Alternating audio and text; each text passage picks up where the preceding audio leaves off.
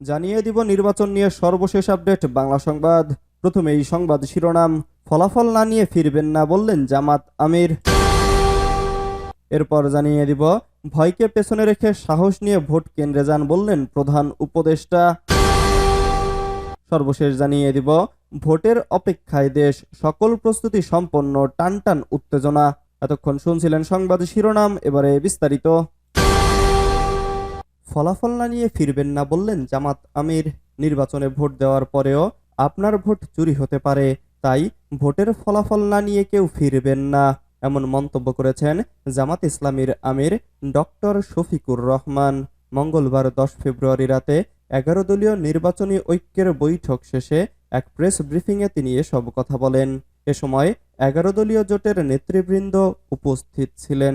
গণভোট প্রসঙ্গে জামাত আমির বলেন, আমরা আশা করছি হ্যাঁ বিপুল ভোটে বিজয়ী হবে। হ্যাঁ যদি বিজয়ী হয় বাংলাদেশ জিতে যাবে, জুলাই বাস্তবায়ন হবে। হ্যাঁ বিজয়ী হলে আবরার থেকে শরীফ ওসমান হাদী হত্যার বিচার হবে। আমরা 11 দলীয় জোটের দলগুলো বরাবরের মতো সংস্কারের পক্ষে ছিলাম, আমরা পরিবর্তনের পক্ষে ছিলাম। জাতি অতীতের রাজনীতির ভুক্তভোগী। তিনি আরো বলেন, আমরা সমাজে সর্বত্র ন্যায় বিচার দেখতে চাই।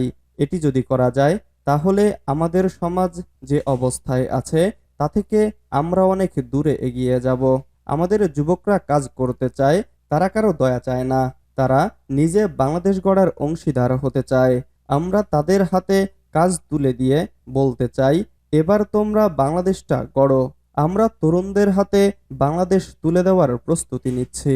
2008 এর পরে দেশে কোনো গণরায়ের প্রতিফলন হয়নি উল্লেখ করে ডক্টর শফিকুর রহমান বলেন, আমরা দেখতে পাচ্ছি নির্বাচন নিয়ে মানুষের মধ্যে ব্যাপক উৎসাহ উদ্দীপনা রয়েছে।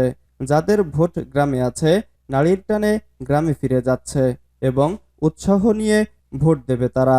আমরা আশা করছি গণরায় প্রতিফলিত হলে বাংলাদেশ নতুন রাজনৈতিক ধারায় হাঁটবে এবং নতুন যে বাংলাদেশের আকাঙ্ক্ষা মানুষ অন্তরে পোষণ করে তা বাস্তবায়িত হবে।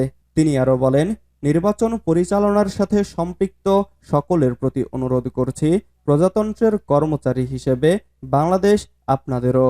আপনারা ন্যায়নিষ্ঠভাবে দায়িত্ব পালন করবেন, তাহলে জনগণের ভালোবাসা পাবেন, সমর্থন পাবেন এবং জনগণ আপনাদের কাজের প্রতি সম্মান জানিয়ে মূল্যায়ন করবে। আমরা অতীতের মতো দেখতে চাই না প্রজাতন্ত্রের কর্মচারী হয়ে কেউ নির্দিষ্ট কারো পক্ষ নেবেন।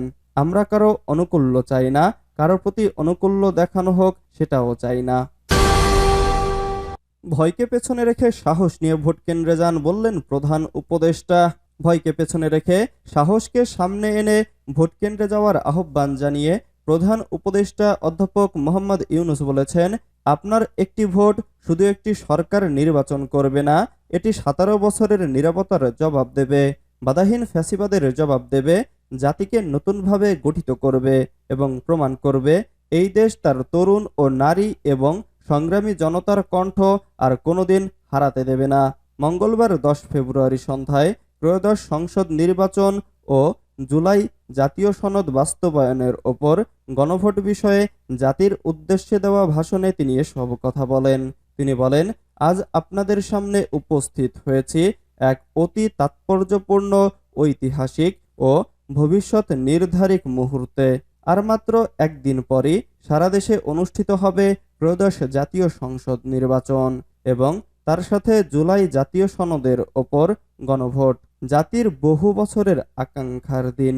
তিনি বলেন, ইতোমধ্যে আনুষ্ঠানিক নির্বাচনী প্রচার প্রচারণা শেষ হয়ে গেছে, এখন আমাদের সবার সিদ্ধান্ত নেওয়ার পালা।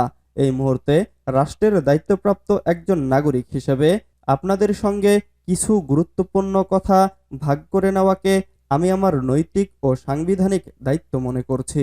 প্রধান উপদেষ্টা বলেন, এবারের নির্বাচনকে ঘিরে সার্বিক প্রচার প্রচারণা পূর্ববর্তী যে কোনো নির্বাচনের তুলনায় উল্লেখযোগ্যভাবে শান্তিপূর্ণ হয়েছে।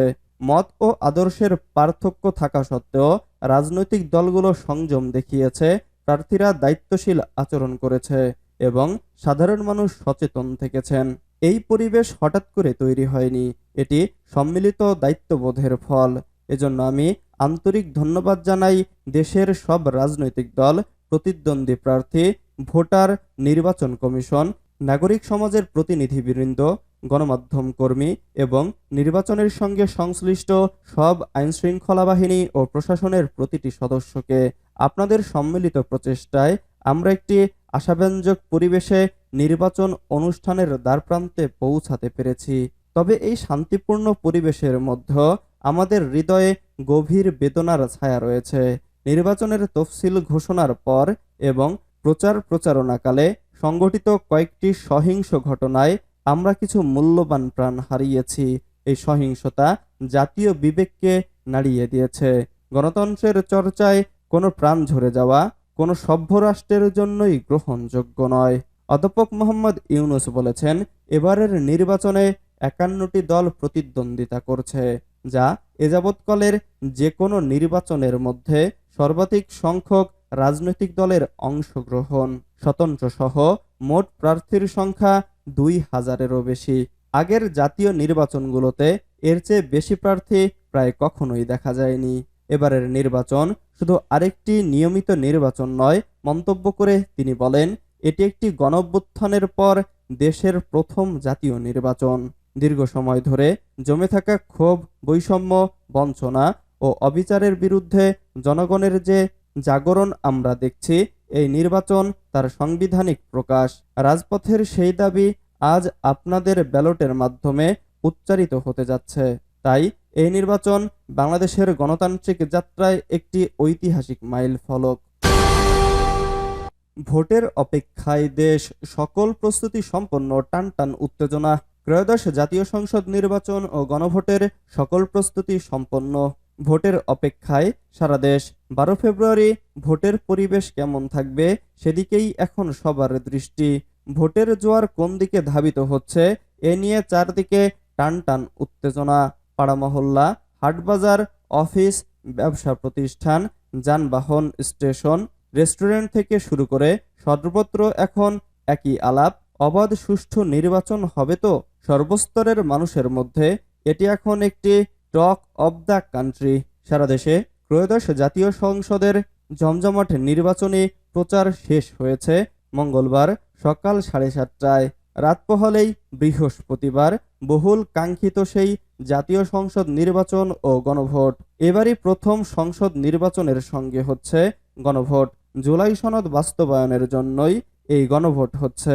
ভিন্ন এক পরিবেশে নির্বাচন হওয়ায় এবারের নির্বাচন নিয়ে দেশের মানুষের পাশাপাশি বিদেশের বিভিন্ন মহলও প্রবল আগ্রহ নিয়ে অপেক্ষা করছে।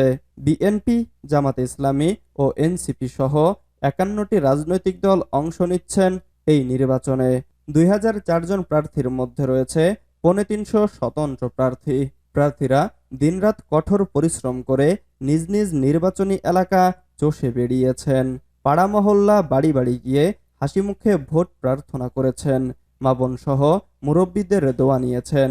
২২ জানুয়ারি শুরু হয় নির্বাচনী প্রচার, যা শেষ হয় মঙ্গলবার সকাল 7:30টায়। বড় রাজনৈতিক দলগুলোর দলের সর্বস্তরের নেতাকর্মীদের সঙ্গে সার্বক্ষণিক যোগাযোগ রেখে ভোটের প্রস্তুতি জোরদার করেছে। সেই সঙ্গে দলের বাইরের যারা ভোটে প্রভাব বিস্তার করতে পারে তাদের সঙ্গেও যোগাযোগ করছে। বিশেষ করে যারা পোলিং এজেন্ট হিসেবে দায়িত্ব পালন করবেন তাদের ভোটের দিন সার্বক্ষণিক সক্রিয় থাকার নির্দেশ দেওয়া হচ্ছে। এছাড়া প্রতিটি কেন্দ্রের বাইরে যারা দলের হয়ে স্বেচ্ছাসেবক হিসেবে দায়িত্ব পালন করবে তাদেরও সার্বিক নির্দেশনা দেওয়া হচ্ছে। স্বতন্ত্র প্রার্থীরাও নিজেদের মতো করে শেষ মুহূর্তের প্রস্তুতি চালিয়ে যাচ্ছেন। ১১ ডিসেম্বর তফসিল ঘোষণার পর থেকেই জাতীয় সংসদ নির্বাচন নিয়ে তৎপর হয় বিভিন্ন রাজনৈতিক দল ও প্রার্থীরা। ২১ জানুয়ারি প্রতীক পাওয়ার সঙ্গে সঙ্গে সরাসরি ভোটের মাঠে সরব হয়ে পড়েন প্রার্থীরা।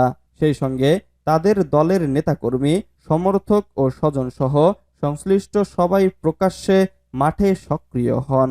অনেক প্রার্থী দিনরাত বিরামহীন বিপুল সংখ্যক নেতাকর্মী ও সমর্থক সঙ্গে নিয়ে শোডাউন করে পাড়া মহল্লায় প্রতিদিন গণসংযোগ করেন। প্রার্থীদের ছবি ও প্রতীক সংবলিত ব্যানার, প্ল্যাকার্ড ও বিলবোর্ডে ছেয়ে যায় অলিগলি ও রাজপথ। তবে এবারই প্রথম প্রার্থীদের পোস্টার ব্যবহার করতে দেয়া হয়নি।